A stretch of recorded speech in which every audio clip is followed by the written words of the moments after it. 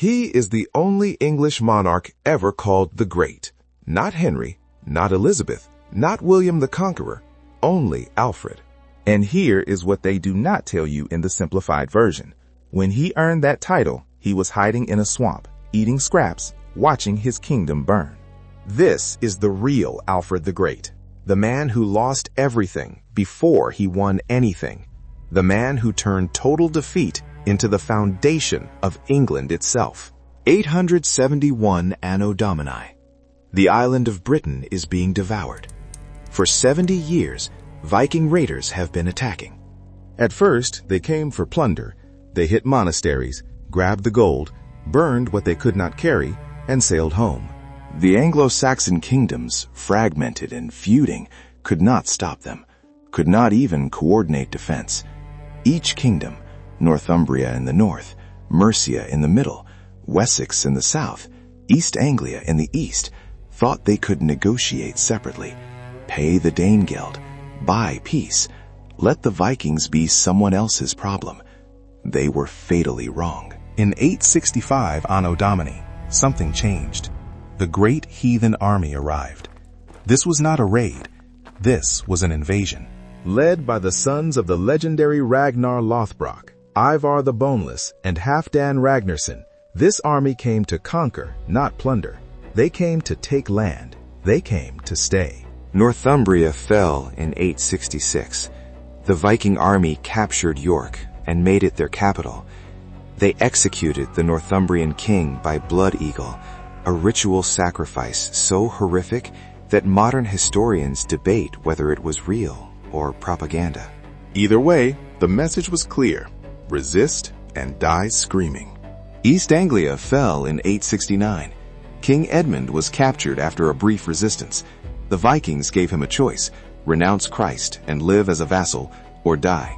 He chose death. They tied him to a tree, shot him full of arrows, and beheaded him. The church later made him a saint.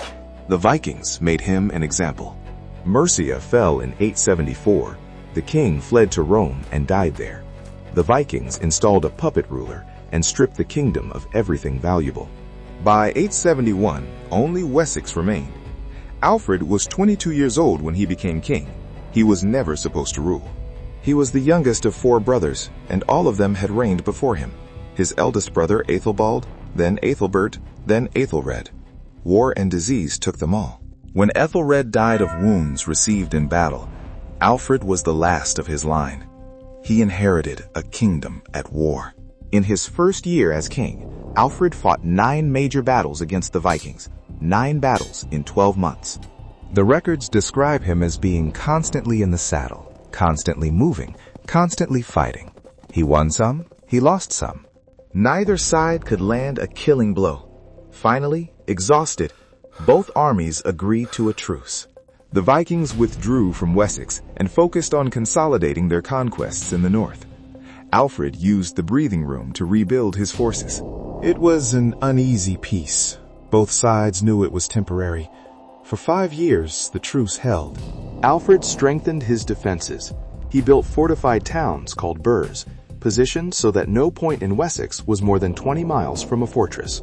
He reorganized the Fyrd, the Saxon militia system, so that half the fighting men could be on campaign while the other half tended farms. He was preparing for the next invasion. He did not have to wait long. In January 878, the Vikings struck. Guthrum, the Danish king who now commanded the great heathen army, had been watching Alfred's preparations. He decided not to give the Saxons time to complete them. In the dead of winter, when armies do not normally march, Guthrum launched a surprise attack on Chippenham, where Alfred was celebrating Christmas. The assault was perfectly timed. Most of Alfred's warriors had gone home for the winter. The king had only his household guard, a few hundred men at most. When thousands of Vikings appeared out of the darkness, there was no battle. There was only flight. Alfred fled into the night with whoever could follow him, his wife, his children, and a handful of loyal soldiers.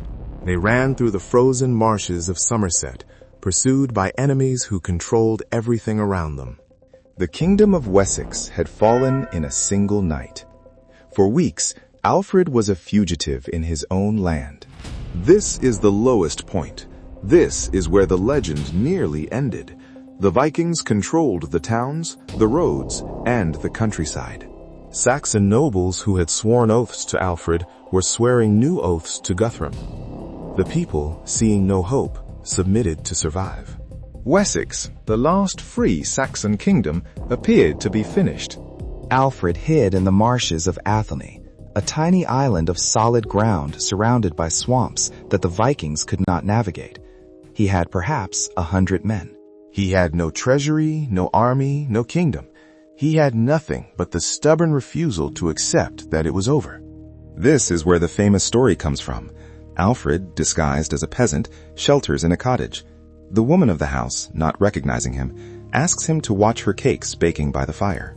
Lost in thought, planning how to save his kingdom, Alfred lets the cakes burn. The woman scolds him, calling him a fool who cannot even perform a simple task. Is it true? Probably not. But the story captures something real about Alfred's condition in those months. A king reduced to nothing, a ruler who couldn't even manage bread. A man who had lost everything and was trying to figure out how to get it back. Somehow, in those swamps, Alfred found his answer. He did not try to retake his kingdom all at once. He started small, raids, ambushes. He gathered men who refused to submit, Saxon warriors who would rather die in the marshes than live under Viking rule. He hit Viking supply lines. He burned their foraging parties. He made them afraid of the swamps. Word spread. The king lives. The king fights. The resistance isn't dead. By May 878, Alfred had rebuilt enough strength to attempt something impossible. He sent out the call to every loyal Saxon in Wessex. Come to Egbert's Stone, near the eastern edge of the forest of Selwood. Come ready to fight. They came. The chronicles say it took 3 days for them to gather. Men came from Somerset, from Wiltshire, from Hampshire. They came with whatever weapons they could find, whatever armor they could wear. They came because the king had called, and the king was alive. And maybe, just maybe, there was still a chance. Alfred looked at his army, perhaps 4,000 men, farmers and thanes, survivors and refugees. Not enough to match the Viking horde that had conquered everything, but enough to try. He marched them north toward Guthrum's army. The two forces met at Edington in mid-May 878. Guthrum had approximately 5,000 warriors, hardened Vikings who had conquered 4 kingdoms, professional soldiers who had been fighting since they were boys. They formed a shield wall on the high ground, confident in their position and their numbers. Alfred formed his own shield wall below them. And then he did something unusual. He did not wait for the Vikings to attack. He advanced. This went against every principle of early medieval warfare. The shield wall depends on maintaining formation. Moving uphill against a set position, you lose the cohesion that makes the wall effective. Men stumble, gaps open. The enemy pours through and destroys you from within. Alfred knew this. He attacked anyway. The Saxon shield wall climbed the hill in silence. No war cries, no breaking formation to run ahead. Step by step, shields locked, spears bristling, they advanced into the Viking position. The collision was apocalyptic. The shield walls crashed together with a sound like thunder. Men pushed against shields, stabbed over them, and died beneath them. The front ranks could not retreat because the rear ranks were pushing forward. The killing was done at arm's length, face to face, close enough to smell the enemy's breath. For hours, neither side broke. The Vikings had the high ground. They had the superior numbers. They had the psychological advantage of men who had never lost. But they could not push the Saxons back. Every time they created a gap, the Saxons filled it. Every time a section of the Saxon line buckled, Alfred was there, rallying, reinforcing, holding. Alfred fought in the front rank. He was 30 years old, sick with the chronic illness that would plague him his entire life, and exhausted from months of hiding and starving. And he stood in the shield wall with his men, taking blows, giving blows, refusing to step back. The Saxons watched their king, a man who could have fled to Francia, to safety, to exile, a man who chose the swamps instead. a man who chose to fight when there was no rational hope of victory. And if he would not break, they would not break. The Vikings began to waver. They had never fought a Saxon army like this. The other kingdoms had crumbled. The other kings had fled or died quickly. But these Saxons, these swamp survivors, they just kept coming. They absorbed casualties and kept pushing. They died, and others stepped into their places. There was something terrifying about enemies who simply refused to accept that they should lose. Sometime in the afternoon, the Viking shield wall cracked. It started on the flanks. Men who had been fighting since morning, whose arms could not swing anymore, who saw their comrades falling and no relief coming. They stepped back. Then they stepped back again. And once the retreat started, it could not be stopped. The Viking line shattered. The rout was total. Men who had conquered kingdoms ran from the field of Edington like frightened animals. The Saxons pursued, cutting down everyone they caught. They chased the Vikings all the way to Chippenham, the fortress Guthrum had seized in January. Alfred surrounded the fortress and laid siege. For 2 weeks, the Vikings were trapped. No food, no reinforcements, no escape.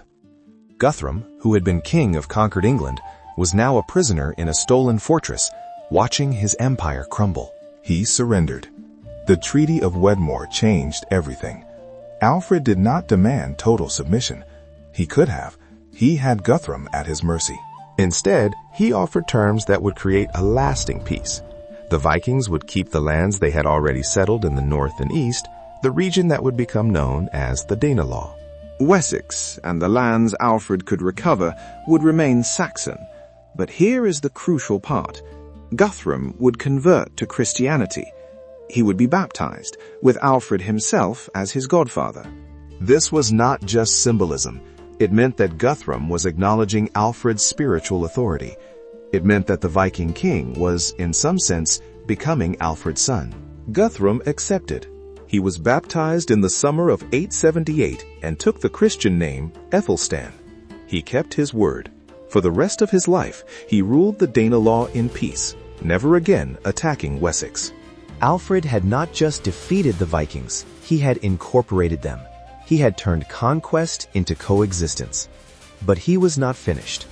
The next 20 years of Alfred's reign were spent rebuilding what the Vikings had destroyed and preparing for the invasions that would surely come. He continued the Burr system, creating a network of fortified towns that covered all of Wessex and the recovered territories. He reformed the navy, building ships larger than Viking longships, designed to fight them at sea. He reorganized the army so that Wessex could maintain a standing force while still gathering the fyrd for major campaigns. And he did something that no Saxon king had done before. He emphasized education. Alfred learned to read Latin as an adult, something considered unusual for a warrior king. He translated important works into English, including Boethius's Consolation of Philosophy and Gregory the Great's Pastoral Care. He established schools. He ordered the keeping of the Anglo-Saxon Chronicle, a record of English history that would continue for centuries. Why? Because Alfred understood something that purely military kings did not. You cannot just defeat your enemies. You have to build something worth defending. You have to create a culture, an identity, a sense of shared purpose that makes people willing to fight and die for something larger than themselves. Alfred was creating England, not just the geographic expression that had existed before, 4 kingdoms that happened to share an island, but a real nation, a people with a common language, a common faith, a common history. The kingdom he left to his successors would eventually absorb the Danelaw, absorb Mercia, and absorb Northumbria. It would become the Kingdom of England, and it almost did not happen. In January 878, Alfred was hiding in a swamp, watching his kingdom burn. He had no army. He had no treasury. He had no allies. He had nothing but the refusal to accept that it was over. From that nothing, he built everything. Alfred died in 899, at approximately 50 years old. His chronic illness, possibly Crohn's disease based on the described symptoms, had plagued him his entire adult life. He spent his last years in pain, working despite it, building despite it, knowing that every day might be his last. His son Edward would continue his work, conquering the Danelaw with his sister Ethelflad, the Lady of the Mercians. His grandson Athelstan would become the first true king of England, ruling from Cornwall to Northumbria. The dynasty Alfred founded would endure until the Norman conquest, and even then, the institutions he created would survive. But here is what makes Alfred truly great. Beyond the military victories, beyond the institutional reforms, beyond the cultural revival. He failed first. He lost his kingdom. He hid in swamps, eating burnt cakes. He watched everything he loved be destroyed by enemies he could not stop. And then, from that absolute bottom, he climbed back. That is why he is the great. Not because he was born to greatness. Not because victory came easily, but he faced total defeat and still found a way to win. Because he refused to accept that losing was the end. Every other English monarch inherited something. Alfred created something from nothing. Every other English monarch had resources, allies, advantages. Alfred had a swamp and 100 starving men. The Vikings called him the pest who would not die. The Saxons called him their savior. History calls him the only English king who earned the title of great. Was he perfect? No. He could be harsh. He could be unforgiving. He executed men who deserved mercy and showed mercy to men who did not deserve it. He was human, with human flaws. But when his kingdom was ashes, when every rational person would have fled, when the mathematics of survival said to give up, Alfred stood in a swamp and refused. And because he refused, England exists.